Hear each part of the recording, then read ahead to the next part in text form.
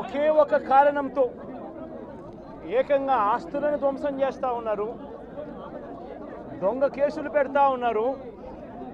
వీళ్ళే కొడతారు, మళ్ళీ వీళ్ళే అటువైపున ఉన్న వారి మీద వాళ్ళు కొట్టారు అని చెప్పి కేసులు పెడతారు.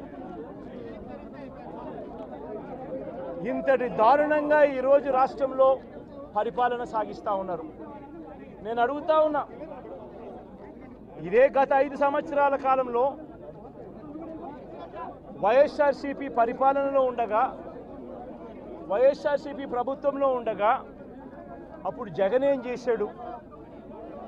కులం చూడలేదు, మతం చూడలేదు, ప్రాంతం చూడలేదు, చివరికి ఏ పార్టీకి ఓటు వేశారన్నది కూడా చూడకుండా ప్రతి పథకము, ప్రతి మనిషి కూడా అర్హత అన్నది మాత్రమే ప్రామాణికంగా తీసుకుని ప్రతి ఇంటికి డోర్ డెలివరీ చేసిన ప్రభుత్వం వైఎస్ఆర్సీపీ ప్రభుత్వందైతే, జగన్మోహన్ రెడ్డి ప్రభుత్వందైతే ఈరోజు కేవలం తెలుగుదేశం పార్టీకి ఓటు వేయలేదని, కేవలం చంద్రబాబు నాయుడు గారికి ఓటు వేయలేదని, కేవలం ఓటు వేయలేదన్న ఒక్క కారణంతో ఆస్తులు ధ్వంసం చేస్తూ ఉన్నారు, మనుషులను కొడతా ఉన్నారు, కొట్టి మరి కేసులు పెడతా ఉన్నారు.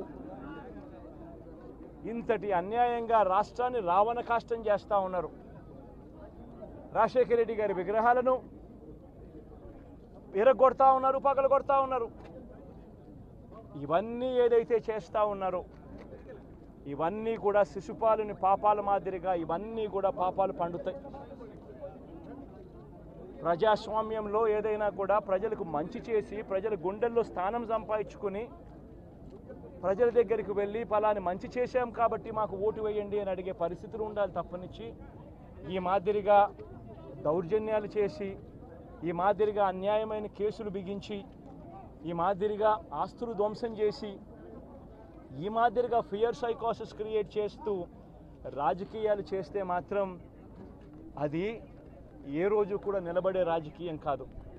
తాత్కాలిక మేలేదైనా జరుగుతుందేమో తప్పనిచ్చి తర్వాత ఓటు వేసేటప్పుడు మాత్రం ప్రజలు ఇవన్నీ కూడా ఖచ్చితంగా గుర్తుపెట్టుకొని లెక్క జమ చేసి చంద్రబాబు నాయుడు గారికి గట్టిగా బుద్ధి చెప్పే పరిస్థితులు రోజులు కూడా తొందరలోనే ఉన్నాయని కూడా ఈ సందర్భంగా చంద్రబాబు నాయుడు గారిలో మార్పు రావాలని సందర్భంగా కూడా తెలియజేస్తా ఉన్నా.